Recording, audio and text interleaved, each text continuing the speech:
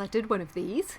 Been very busy. I'm sure all you guys have as well. Just being sorry if I haven't got back to anybody or disappointed you with not putting out that much output. Just really bogged down with some different work, as I'm sure we're all doing. We're trying to arrange more ways to pay the bills. But I did want to talk. I've got quite a lot lined up that I wanted to say. A lot of it is comment regarding things going on, and there'll soon be a vlog regarding Boris Johnson, the Queen and the Jubilee, Vladimir Putin, and the geopolitical pivot in Ukraine. Okay, today I wanted to talk about Boris Johnson. As you know, I made a prediction back in February that May would be a very, very tough time, that he wouldn't have a great time in terms of results in the May elections, the May local elections, and that there'd be more bad news and it steadily get worse for him in May. I'm, kind of surprised he hasn't quit yet. But after today, there was a no confidence vote lodged this morning because 54 MPs had put in the required letters to Graham Brady at the 1922 Commission, and he did pass the no confidence vote, so he's still there, but the performance was appalling. 141 votes against, that represents almost 40% or more of the Conservative Parliamentary Party that are now against him. So the knives are out. People want him gone.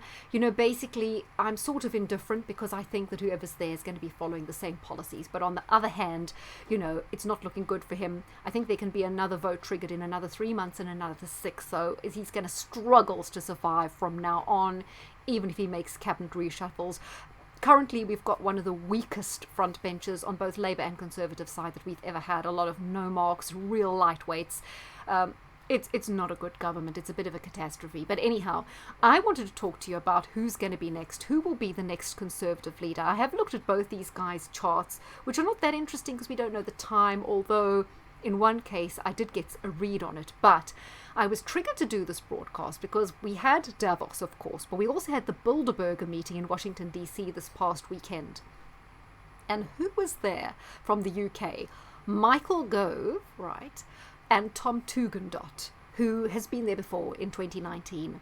I'd say these are now the key candidates to take over. They definitely aren't lightweights like I've described the others. They are heavier hitters, much more experienced, more of a background, and I'm going to be talking about some of the interesting things about them, which means we should keep an eye on them and expect one of them to be the Prime Minister, and maybe they'll both have a go at it, or maybe it'll be one with the other in a key position. But let's watch those two names definitely.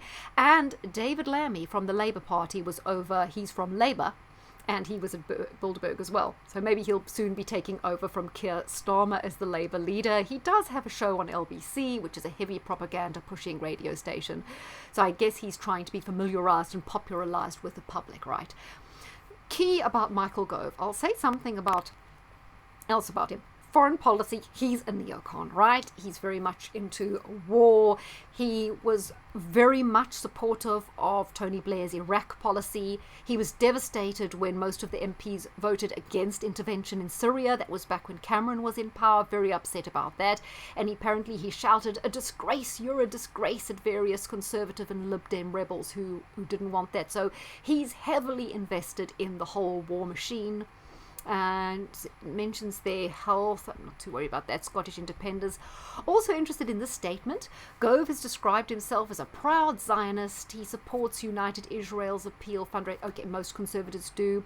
And he said, "One thing I've always been since a boy is a Zionist." Now, this strikes me as slightly disingenuous because I don't believe a boy growing up in Aberdeen that the primary thing on his mind as a young boy is Zionism. That seems rather disingenuous to say that.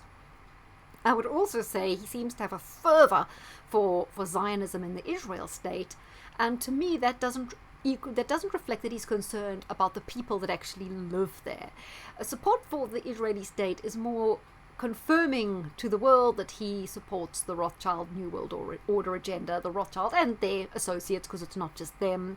I think he's putting up his endorsement for the international elitist cabal who operate very strongly out of the Israeli state as they do out of the British state and America. So I think that's almost his hedging his bets there. Okay, let me go back to he was adopted, right, and he thought his mother was a student, but he later found out that his real mother was actually let me just see why this is relevant, you'll discover now. Okay, his biological mother, he originally believed to be an unmarried Edinburgh student, but she was in fact a 23-year-old cookery demonstrator.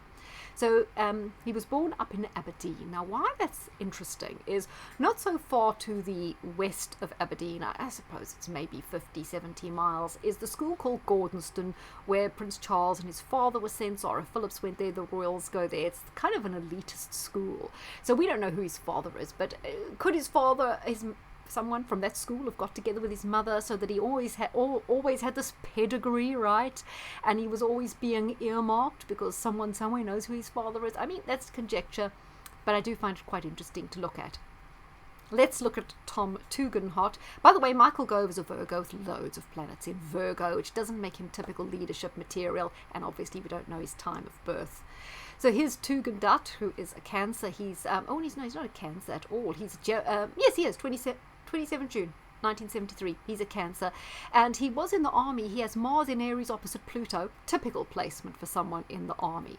So as you can see there, it's talking about his military career. What's very interesting about Michael Gove and this Tugendhat is that they were both very, very pro making vaccination for the COVID mandatory.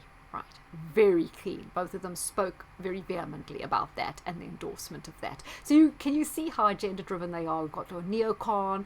One's all about war, the war machine and everything, and then you've got this guy as well, so pushing that kind of thing.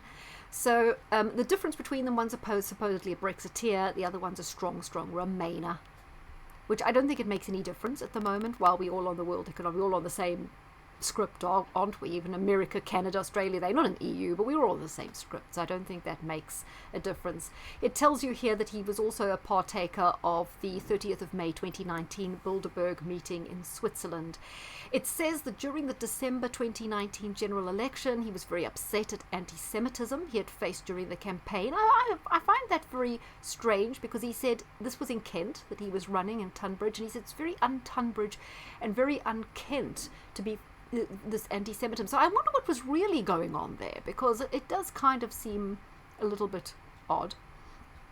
Okay, he's also part of the China research group, and apparently, he did have concerns over China's involvement in 5G. Interesting with his business ventures, he's listed with Companies House as a shareholder of AcuRx. He was an early investor in the company, and according to the latest confirmation, he retains a shareholding. AcuRx is a London-based startup and NHS-approved digital supplier providing communication solutions used by more than 90% of primary care clinics in England. I'm sensing a little bit of a conflict of interests there. Okay, it'll also tell you that he's part French, dual nationality. His mother was a French judge, which it'll tell you here. Hold on, let's just go to early life family background. He's the son of Sir Michael Tugendhat, a High Court judge, and his French wife Blondine de Loisine. Okay, and so his father's a judge, right, and his wife at the moment is French as well, and she's a judge, which I found quite interesting, simply because we know judges weren't a lot of use in the recent sort of things we were going through around the world, but particularly in the UK, judges have been incredibly quiet, as they have in France. So I'm thinking judges have a certain political persuasion that's very much geared towards the New World Order and the World Economic Forum. So I think it's another kind of indication where his allegiances lie. We'll also tell you here that Tugendhat is a strong supporter of Israel. He condemned the UN for their criticism of Israel's settlement building in Palestinian settlements, blah, blah, blah. Interestingly, he was also chair of the Foreign Affairs Committee, becoming the youngest person ever to hold that post. And soon after the poisoning of Sergei and Yulia Skripal in Salisbury, he said it was an act of war by the Russian Federation. So you can see he's quite bombastic against Russia. So he's full on with the kind of anti-Russia agenda. He praised Saudi Arabia's Crown Prince Mohammed bin Salman and said he's rightly showing a vision for Saudi Arabia to see her take a place in the global economy, blah, blah, blah, blah. So you can see there. He's also very interested in exposing Russian corruption, but, there's lots of corruption going on, as we've just kind of seen, haven't we? Yes. It goes on to say about China, business interests, honors, see also family life. Yeah. So these are the two, and you can see if you go to their Wikipedia page, the kind of things they're interested in.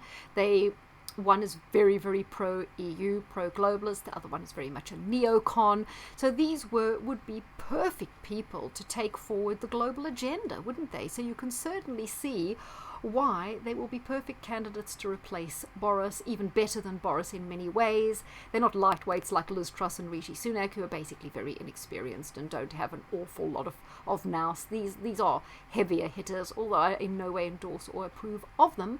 And as you can see, they are throwing their endorsement very publicly behind the Israeli state, which I say to me is a code word for being involved with the kind of Rothschild elitist driven agenda, rather than necessarily being concerned with the day-to-day plight of people in that state who have been enduring exactly the same as the rest of us have been enduring over the last 2 years, and according to the Deagle report are facing the same kind of issues that we are, and they're also having freedom of speech crackdowns and whatever. Yes. So there you go. What do you think of those people?